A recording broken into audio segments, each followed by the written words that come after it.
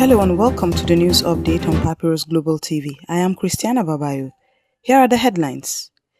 Deputy Speaker Kalu maintains all hope not lost for Nnamdi Kanu, pushes political resolution.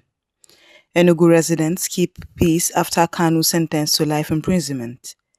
PDP slams Tinubu cosmetic insecurity response, says trip cancellation is not enough. Senate Minority Leader urges collective action to tackle national security challenges. NNPP chair says APC too weak to win 2027 without Konkosu. Ndume demands return of General Uba, urges rescue of 25 Kebbi schoolgirls. Dangote Group sponsors Kano Trade Fair, targets 1,000 exhibitors. And now the news in details. Deputy Speaker of the House of Representatives Benjamin Ekeze Kalu has offered a strong note of optimism following the life sentence handed down to indigenous people of Biafra IPOB leader Nnamdi Kanu. In a statement released by his chief press secretary, Kalu said that despite the court ruling, all hope remains for a political solution that could eventually secure Kanu's freedom. Kalu argued that with the judicial phase now concluded, the path is open for renewed political engagement. He urged well-meaning Igbo leaders to intensify their appeals to President Bola Tinubu, expressing confidence that the president will be receptive to their message. In his remarks, the deputy speaker called on people of the southeast and indeed all Nigerians to remain calm. He explained that it is now time to explore political solutions that had been hindered because the matter was before the court, stating that now that the court has finished, it is time to intensify requests for the president's intervention. In Enugu State, residents have largely remained calm following the announcement that Nnamdi Kanu was sentenced to life imprisonment by a federal high court in Abuja. Despite earlier fears that the verdict might trigger unrest in the southeast, observers say daily life has continued without significant disruption. According to reports from the ground, groups of young men gathered at the local shops to discuss the judgment, while some Kanu sympathizers expressed their disappointment in quieter tones. A small number of residents shook their heads in frustration, but most said they were determined to not let fear derail their sense of community. A shop owner, Mrs. Ifoma Obigeri, told correspondents that while people were concerned, she believed peace would hold. We are worried, yes, but we will not let fear disrupt our livelihoods. Others similarly spoke of resilience and a shared desire to move forward without violence. The People's Democratic Party (PDP) has strongly criticized President Bola Tinubu after he cancelled an upcoming trip, saying the move amounts to little more than a symbolic gesture amid Nigeria's worsening security crisis. According to a PDP statement, the trip cancellation lacks substance and fails to address the immediate threats to citizens. The party's national spokesperson Ini Ememobong argued that mere optics cannot replace real action, stating that insecurity and fear have become the daily lived experience, and without further strategic actions, this trip cancellation will amount to nothing more than another media stunt aimed at currying people's public favor. PDP leaders urged the president to show leadership by doing more than expressing sympathy. They called for decisive leadership, strategic action, and consistent support for security forces.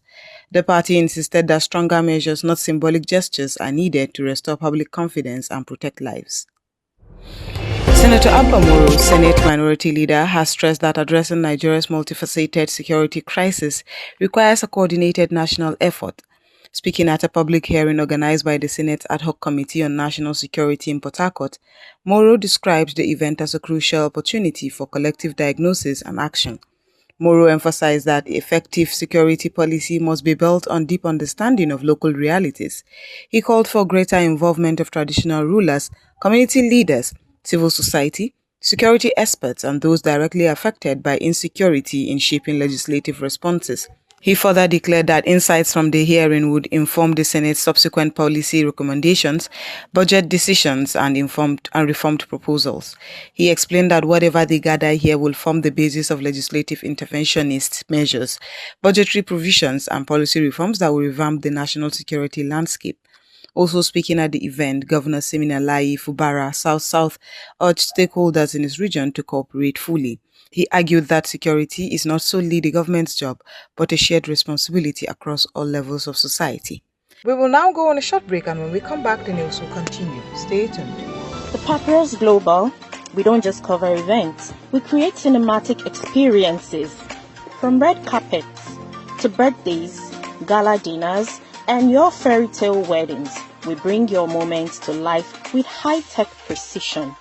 Our gadgets are smarter, our lenses sharper, and our team simply world-class.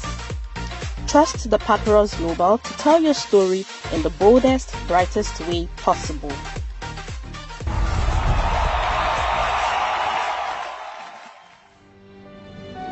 Welcome back, and now the news will continue. Hashimu Suleiman Dungurawa, chairman of the New Nigeria People's Party (NNPP) in Kano State, has strongly challenged the All Progressives Congress (APC), claiming the party lacks the strength to secure victory in the 2027 general elections without Senator Rabiu Musa Kwankwaso. Dungurawa made the remark at a press conference in Kano. According to the NNPP leader, both the state and national arms of the APC are lost, pointing to repeated overtures to Kwankwaso as evidence of internal weakness. They know very well that without Kwankwaso, they will not win in 2027, he said, insisting that the party's efforts to woo the former governor underscore their desperation.